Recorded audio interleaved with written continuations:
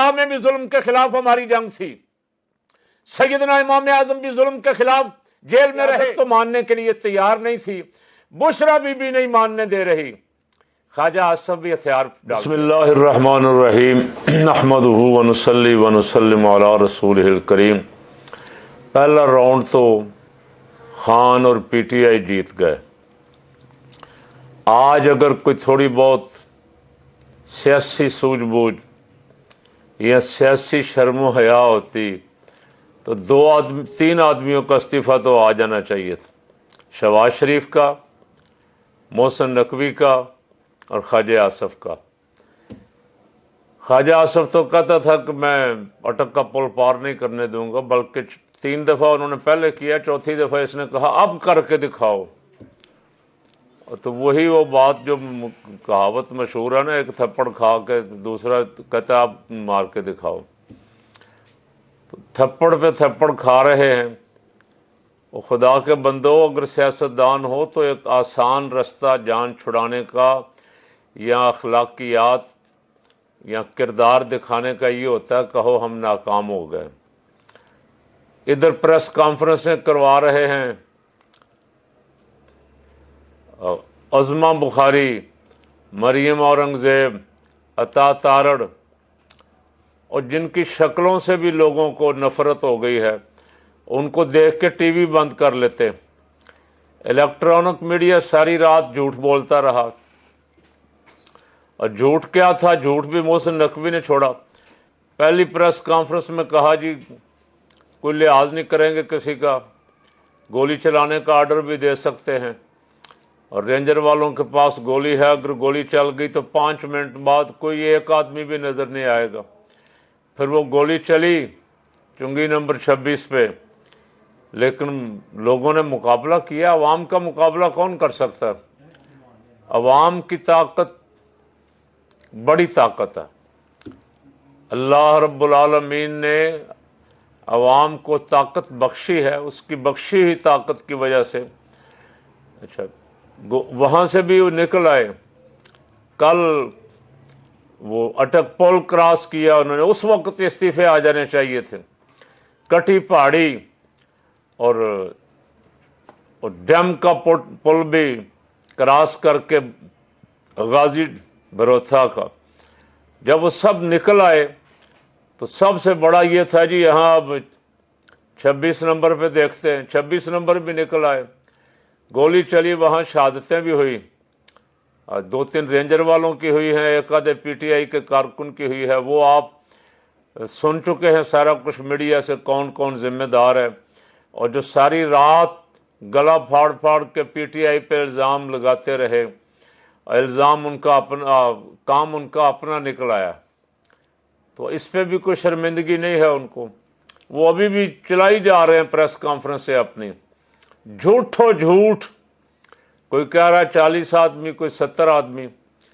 تو اب اسلام آباد میں ہر طرف پی ٹی آئی کا سیلاب ہے، اور دیکھنے والے رپورٹر کہہ رہے ہیں کہ زندگی میں ایسا احتجاج نہیں دیکھا کسی لیڈر کے لیے۔ اتنی رکاوٹوں کے باوجود عوام بے خوف ہو کے گولیوں، آنسو گیس کے شیلوں کا لاٹھی چارج، سب کچھ کو کراس کرتے کرتے کرتے اپنی منزل مقصود تک آ گئے۔ اب جو کل نہیں، جمعے سے رستے بند کر کے بیٹھے ہوئے ہیں، حکومت کا کاروبار سارا 200 ارب کا ڈیلی نقصان بقول وزیر خزانہ کے، اب ان کو 800 ارب کا جرمانہ تو کسی عدالت کو کرنا چاہیے نا۔ جنہوں نے خود ہی سارے رستے بند کیے، کاروبار زندگی بند کیا، سکول کا، ان پہ کوئی جرمانہ کچھ تو لگنا چاہیے۔ اگر کوئی یہ سیاسی لوگ ہوتے تو استعفیٰ دے کے اب تک فارغ ہو چکے تھے۔ اب کل تک خواجہ آصف کہہ رہا تھا یہ بشرا بی بی کمپرومائزڈ ہے، دیکھ لینا یہ چکر دے گی خان کو۔ اس سے پہلے کوئی میرا خیال سال پہلے مبشر لقمان، جس کی زبان اتنی لمبی ہے اور وہ گندی گالیاں بھی دیتا ہے اور الزامات بھی لگاتا ہے جس پہ چاہتا ہے. اور اس کا ایک میں نے کلپ سنا تھا، اس کے بعد تو میں نے اس کو چھوڑ ہی دیا سننا. وہ وعدہ معاف گواہ کہہ رہا تھا یہ بنے گی، لکھ لو، میں حلف اٹھانے کو تیار ہوں، یہ وعدہ معاف گواہ بنے گی. لیکن پتہ نہیں یہ سارے بے شرم کہاں ہیں. لفافہ صافی جو ہیں سب ناکام ہو گئے. بشرا بی بی نے آج اسلام آباد بھی پہنچ کے دکھایا ہے. اب پہلے 2-3 دفعہ جب آئے ہیں تو پی ٹی آئی کے جو قائد بنائے ہوئے ہیں عمران خان نے، وہ کہیں نہ کہیں ہاتھ کر گئے. کبھی گنڈا پور کر گیا، کبھی کوئی کر گیا، کبھی کوئی کر گیا. اس دفعہ بی بی خود ساتھ آ رہی ہے تو اپنی منزل مقصود تک وہ پہنچ گئے. جب میں نے آخری بندے کو سنا تھا، اس بات کو بھی 2-3 گھنٹے ہو گئے ہیں، اس وقت وہ فیصل مسجد والا چوک، جدھر سے فیصل مسجد کو مڑتے ہیں زیرو، وہاں پہنچ چکے تھے. ڈی چوک اب ان کے بالکل سامنے ہے. وہاں کھڑے ہو کے بشرا بی بی نے تقریر کی. میرا خیال ہے اس کی زندگی کی پہلی تقریر ہے. کوئی شک نہیں کہ وہ گھریلو خاتون ہے اور صحیح العقیدہ سنی مسلمان ہے. اس نے بسم اللہ الرحمن الرحیم والصلاۃ والسلام علیک یا رسول اللہ پڑھ کے ہمارا تو دل خوش کر دیا. ہماری تو قیمت ہی اتنی ہے.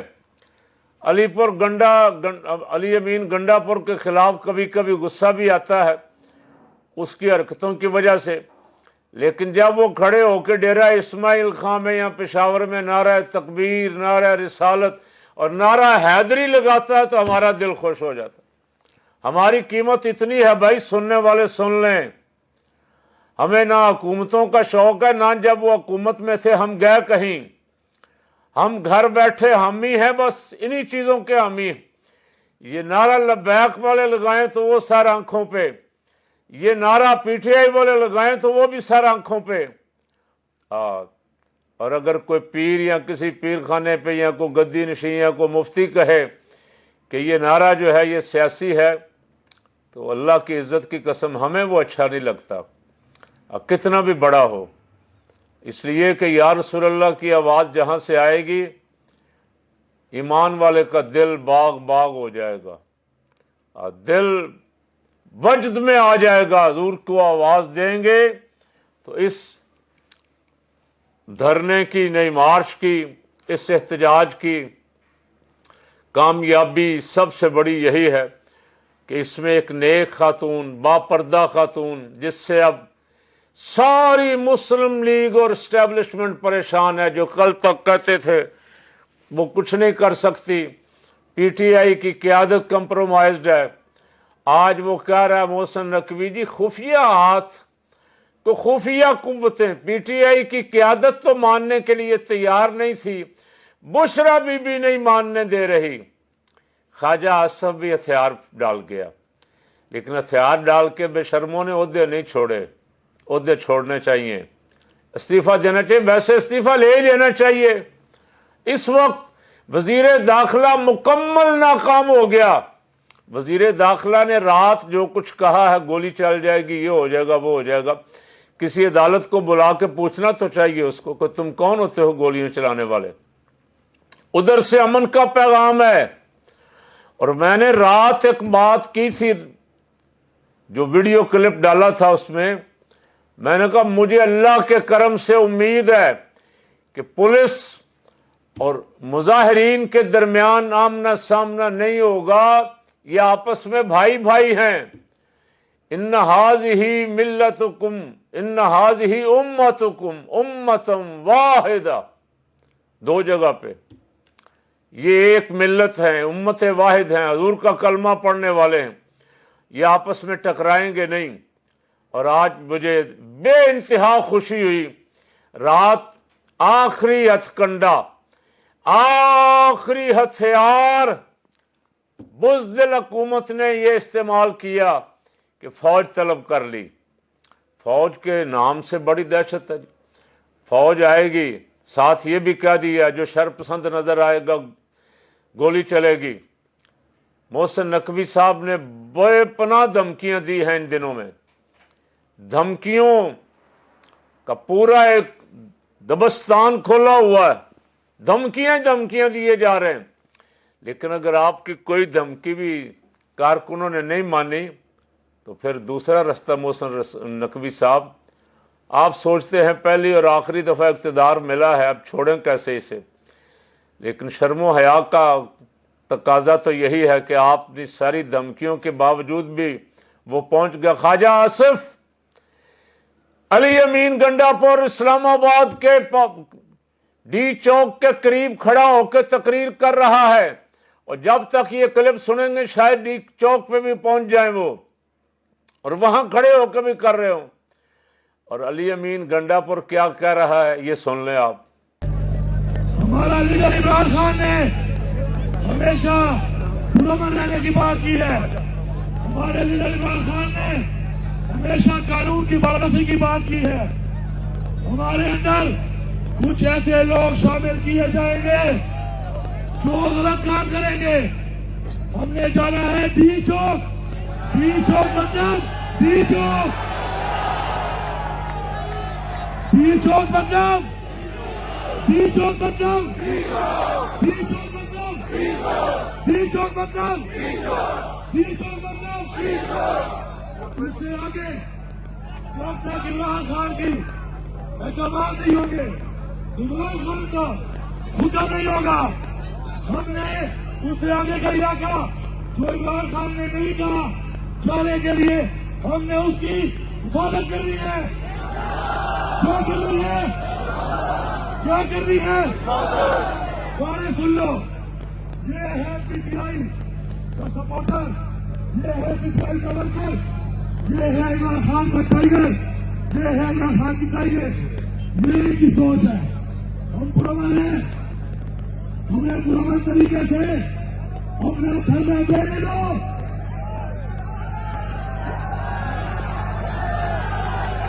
نعرہ تکبیر! اللہ نعرہ تکبیر! یا رسول اللہ نعرہ رسالت! یا رسول اللہ نعرہ حیدری! یا علی نعرہ حیدری! یا علی. سن لو، جہاں سے جو چلا ہے وہاں سے ستائیاں شروع ہے. شرم کرو، یہ ہمارا ملک ہے. اس ملک کو آزاد کرانے کے لیے ہمارے آباء و اجداد نے قربانیاں دی ہے. کسی کا باپ بھی اس ملک میں ہمارے اوپر غلط نظام مسلط نہیں کر سکتا. خیال ہو، خیال ہو، لڑو گے، ہم لڑو گے، بندے کی چوٹ میں لڑو گے، کی چوٹ میں لڑو گے. جن کے لیں گے جن علی تیرا جان ہے. آزادی ہاتھ ہمارا آزادی ہم لے کے رہیں گے. آزادی میرا باپ بھی دے گا. آزادی. آپ سب کا بہت شکریہ.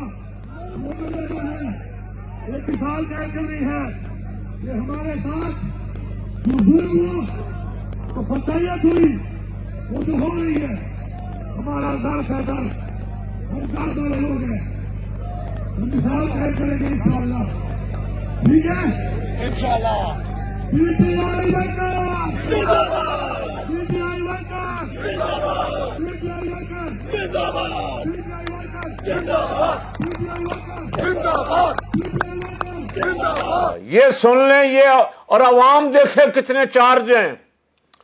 عوام کے جذبے جوان ہیں. 55 گھنٹے کا سفر کر کے نیند بھی ہے، تھکاوٹ بھی ہے، بھوکے پیاسے بھی ہیں، اور شل آنسو گیس کے شل بھی کھاتے ہوئے آ رہے ہیں.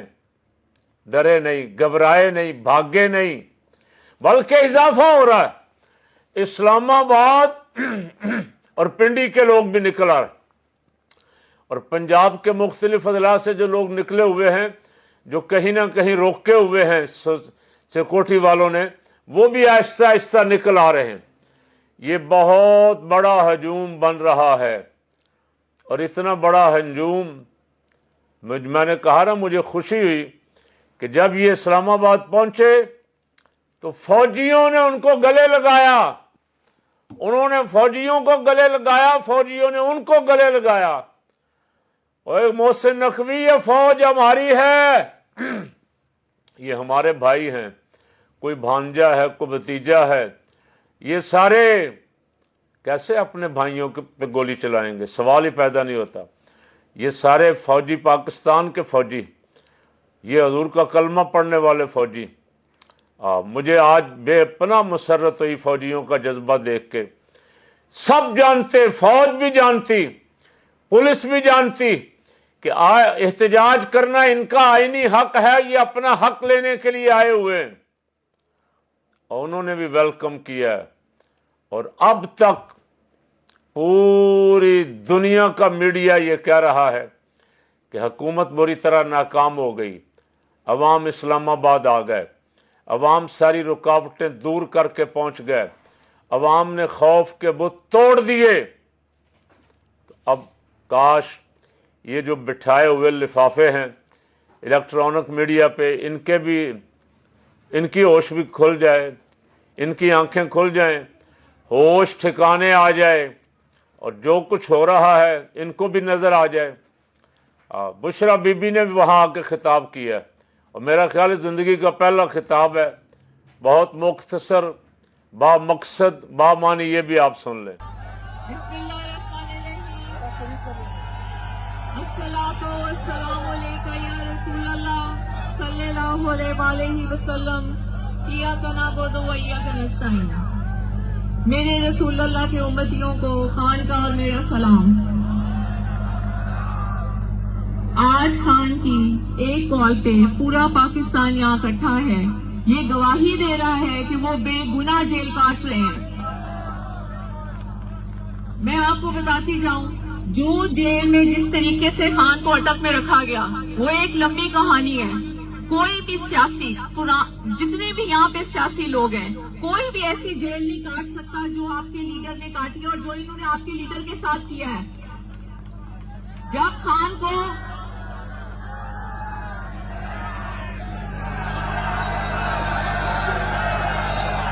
सुनिए, जब ये खान को अटक लेके गए, इन्होंने हमें एक हफ्ता मिलने नहीं दिया खान से, फिर हम जबरदस्ती खान पहुंचे। जब हमें खान से मिलने दिया, एक हफ्ते में खान सूख के बिल्कुल ऐसे थे कि आप सोच भी नहीं सकते। ना इन्होंने खान को बिस्तर दिया, ना इन्होंने खान को कोई चादर दी। एक छोटा सा सेल जिसको काल कोठरी कहा जाता है, उसमें इन्होंने खान को रखा। अब सुनते जाएं, आप पहले सुनते जाएं। उस काल कोठरी में खान को रखा, और वो इतनी गंद से भरी हुई थी कि आप उसका तस्वुर ही नहीं कर सकते। खान को जमीन पे सुलाया जाता था। फिर जब मैं गई, खान ने खुद कुछ नहीं बताया। मैं उनसे पूछती थी, आपकी आंखें क्यों सूजी हुई है? वो कुछ नहीं हुआ। मैं कहती नहीं, आप बताएं आपकी क्या आंखें क्यों सूजी हुई है? मैं इतने दिनों से सही तरह वो सो नहीं सके। मैंने कहा क्यों? उन्होंने कहा ना चटाई है, ना चादर है। मुझे इन्होंने कुछ नहीं दिया, और जमीन पे इतना गंद है कि इंसान सो ही नहीं सकता। हमने शोर मचा के जब कहा कि खान को चारपाई दी जाए, तो आपको पता है उन्होंने खान को कैसी चारपाई दी? ऐसी, ताकि ना खान उसमें सीधा सो सके, ना करवट के बाजू का, मतलब ऐसे बीच में से गिरी हुई। ये आपके खान के साथ किया। एक बाल्टी पानी दिया जाता था जिसमें वजू करो और जो बाथरूम के लिए भी इस्तेमाल होगी। कितने महीने उनको शीशा नहीं दिया गया, ना वो शेव कर सके। और जब मैं उनसे मिली, उनका मुंह भी नहीं धुला हुआ था। वो 8 या 9वां दिन था। तो खान के साथ इन्होंने बहुत कुछ किया। अगर किसी और सियासी रहनुमा के साथ ये करते तो यकीन माने वो कब के हाथ खड़ा कर चुका था। खान ने एक बात कही कि मैं जिंदा हूँ अपने मुल्क के लिए, मैं मरूंगा अपने मुल्क के लिए, ताकि मेरा रब मुझसे पूछे तो मैं कहूँ कि जो मैं कर सकता था वो मैंने किया।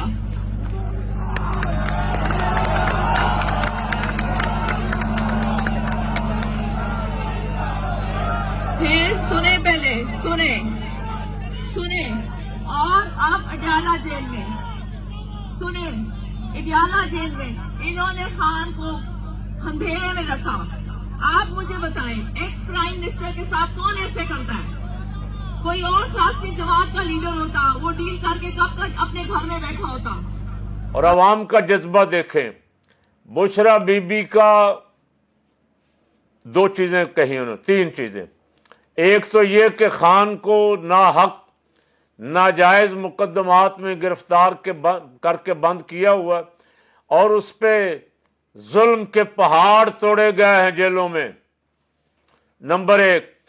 نمبر دو، اس نے کہا کہ جو ہمارے اوپر شیل پھینک رہے ہیں وہ ہمارے بھائی ہیں، ان کو اپنے بھائیوں کا احترام کرنا چاہیے، ہم تو امن کے ساتھ آ رہے ہیں، ہم نے کوئی توڑ پھوڑ نہیں کی، نہ کریں گے، ہمارے اوپر شیل پھینکنے والوں کو بھی اس بات کا خیال رکھنا چاہیے کہ سب ہمارے بھائی ہیں۔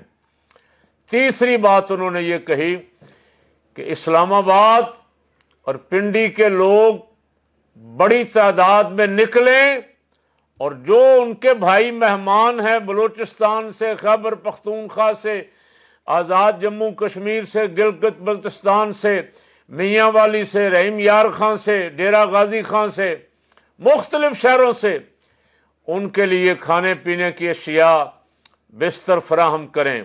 تو میں بھی اپیل کر رہا ہوں، یہ لوگ آئین کی حفاظت کے لیے نکلیں، اپنا حق لینے کے لیے نکلیں، حقیقی آزادی کے لیے نکلیں۔ ہمارے اپنے پنڈی اسلام آباد کے جتنے بھائی بہنیں مخیر حضرات ہیں، ان کو ان کی مدد کرنی چاہیے، ان کے ساتھ تعاون کرنا چاہیے۔